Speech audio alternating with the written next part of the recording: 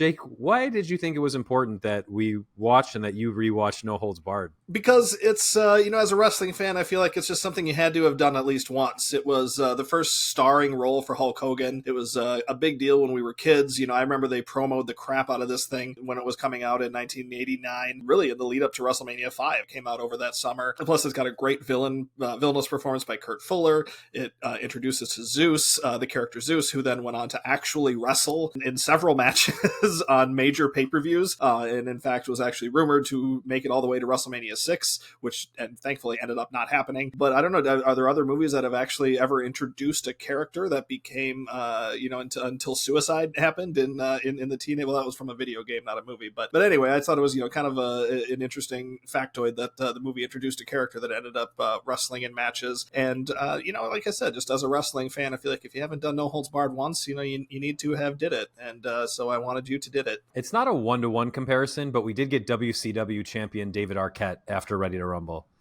Right. Kevin, I mean, I know you've seen No Holds Barred, but what was your relationship with this movie? Did you think of it fondly, or did you think of it objectively? Objectively, because I didn't see it as a kid. My video store didn't have it. I knew of it, but it was just something like my stores didn't carry, so I didn't see it until they finally put it out on Blu-ray and DVD in 2012. Oh, wow.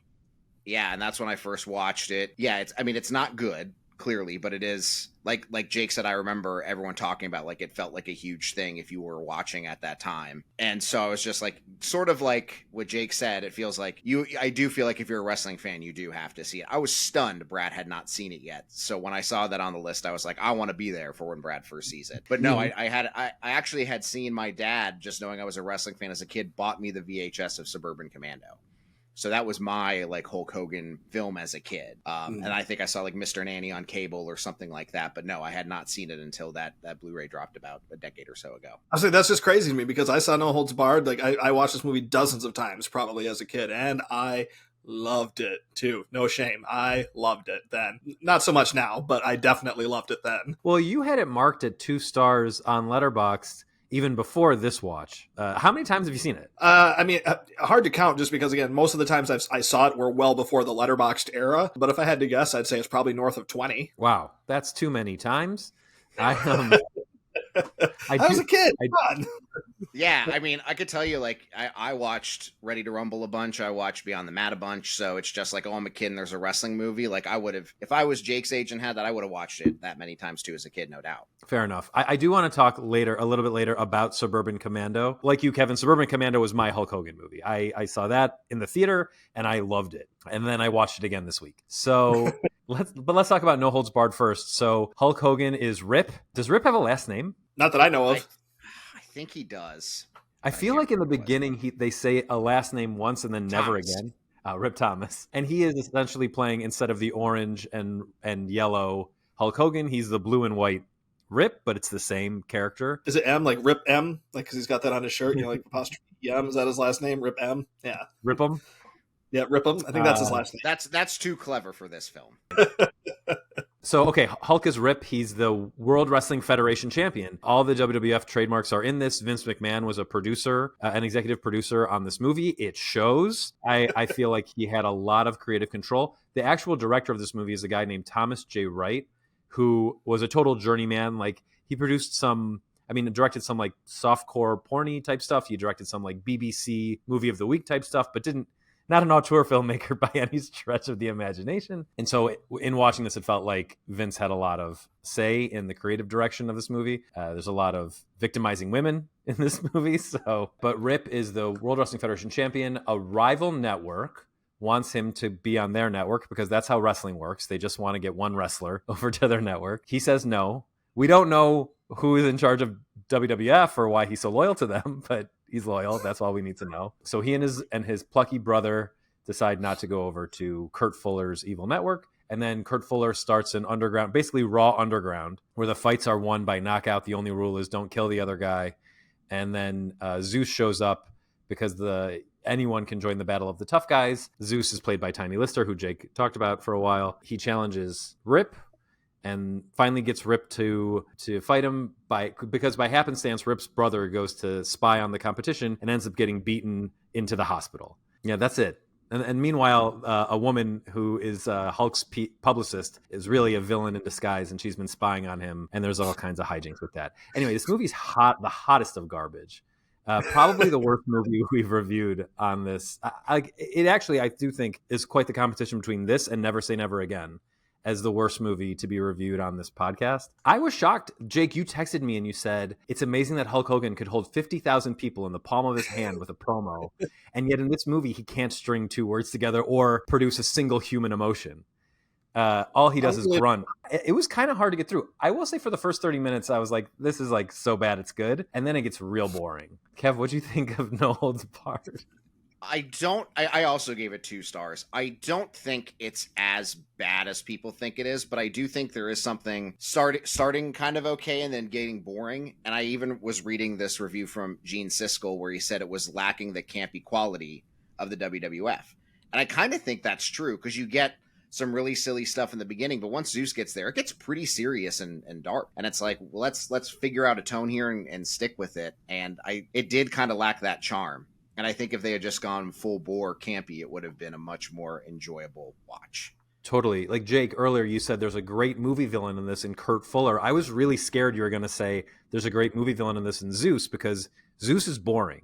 And Kurt Fuller's CEO, business tycoon character is hilarious. He's so funny and over the top. But then he disappears for like an hour so that Zeus can grunt and beat up Stan Hansen. Also, Stan Hansen is hilarious, and they just drop him after a minute. I don't know. I'm so confused. I wonder if what happened was Vince was like, yeah, this Kurt Fuller guy, he's doing me great. And then after a while, I was like, I don't want this to be on TV, actually, or in the movie theater. And then they moved on to the big bad black man being the bad guy.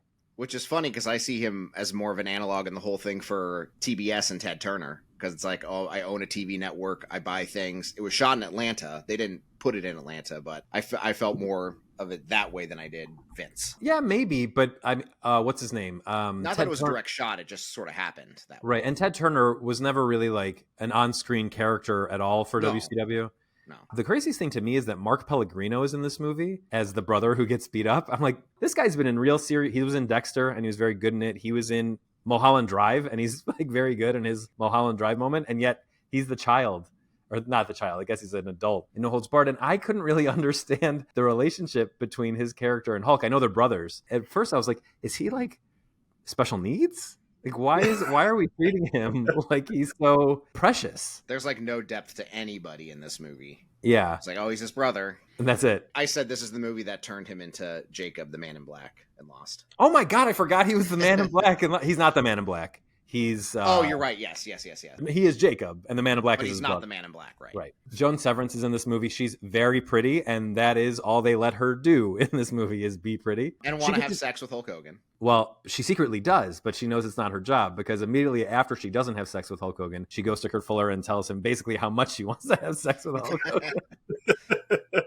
I mean, those push-ups, man, they really will do it to you. Funniest moment in the whole movie was panning to Hulk Hogan doing push-ups, being so deep in steroid bloat that like his skin is barely holding on, and then her just doing the heel. That twist was so stupid. I couldn't get over how much I hated that in one scene she is convincingly repulsed by him, and in the next, no, he's a nice guy, and she was a bad guy all along. Did you spot Buff Bagwell in the movie? Mm-mm. And when it's like the crowd of kids and they're outside, and then the plane lands with Kurt Fuller and them, he's one of like, you could see him a couple times in the background right there. No, I never would have even thought to have looked for him. I know that's like spotting Rob McElhenney in Wonder Boys. No, really? I'll send you a screenshot later. I've seen this movie, like I said, north of 20 times. That's the first time I've ever heard that. You're the welcome. only good like catch him if you catch him cameo is the dude who plays Bane is the Jeep Swenson. Yeah, Jeep Swenson, who I was not a WCW guy, so I didn't know him. But when I saw his body, I'm like, that body looks familiar. And then he is Bane from Batman and Robin. And that's it. Stan Hansen's fun. He gets to do a lot. He probably should have been in more movies. I couldn't figure out why he was in this because he was not a WWF guy, like at all. How did he get connected with this project? And how did Vince, especially like give him dialogue and like funny line? Teeny Wanger was something that Vince probably thought was the funniest thing he's ever heard.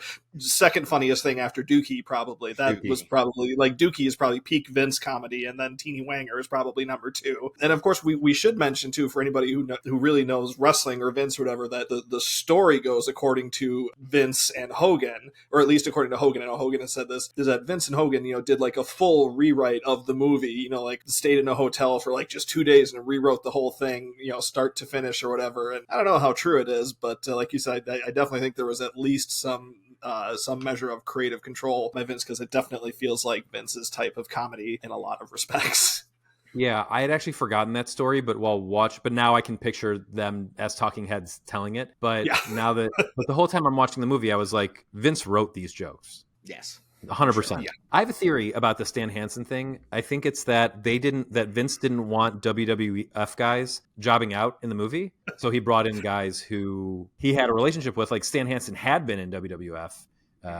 Before, I think he left in '82, but he did a run, so they had a relationship, and all the other guys were probably just like local Georgia dudes. Do you think Terry Funk teases him about he gets to be in Roadhouse in 1989, and Stan Hansen was in No Holds Barred?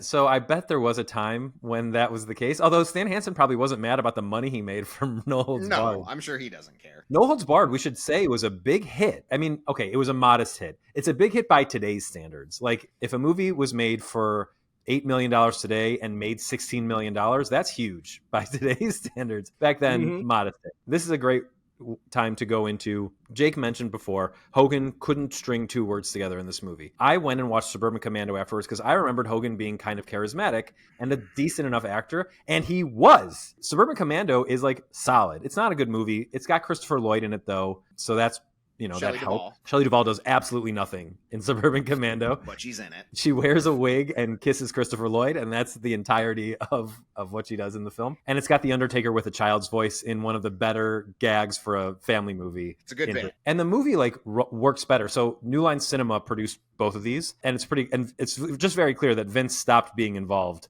after No Holds Barred, and Suburban Commando got to be like your total run-of-the-mill regular family comedy without weird poop and dick jokes.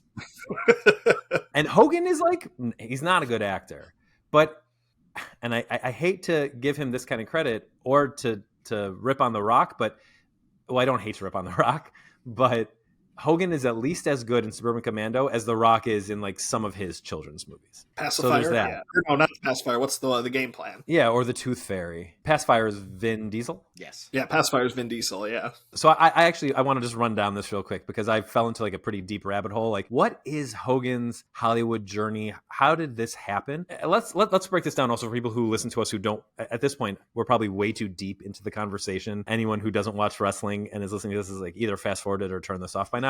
So Hulk Hogan in the late 70s is a heel in WWF, but he's pretty popular as a heel. And he's very charismatic. He does Rocky III. Vince Sr., Vince McMahon, who we now know from Netflix fame. If you're not a wrestling fan, you've seen his face on Netflix now. His father owned the company back then, did not want Hogan to do Rocky III. And that was one factor in Hogan getting let out of his WWF contract back then. He does Rocky III. That's a giant hit. I think it's the second most successful Rocky movie after Rocky IV, or maybe also if you count Creed, it's number 3. But it's up there. Like Rocky III was really the heights of the Rocky franchise. So Hogan got huge exposure by doing that. Then he comes back to he does New Japan. He wins the IWGP Championship, but not the version that is the IWGP Championship now. In fact, there's been a bunch of them. New Japan is stupid when it comes to title lineages. And he becomes insanely popular as a babyface in the AWA, which is Midwestern nonsense that Jake liked as a kid. I grew up on it.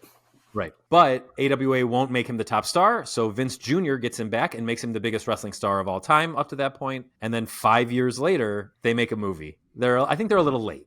Right? Like by 89, he's on the downturn. He's still super popular, but it's starting to peter out, which is why I think by 91, when they make Suburban Commando, Vince is like, I'm not so interested in your movie career anymore. No Holds Barred didn't make $100 million.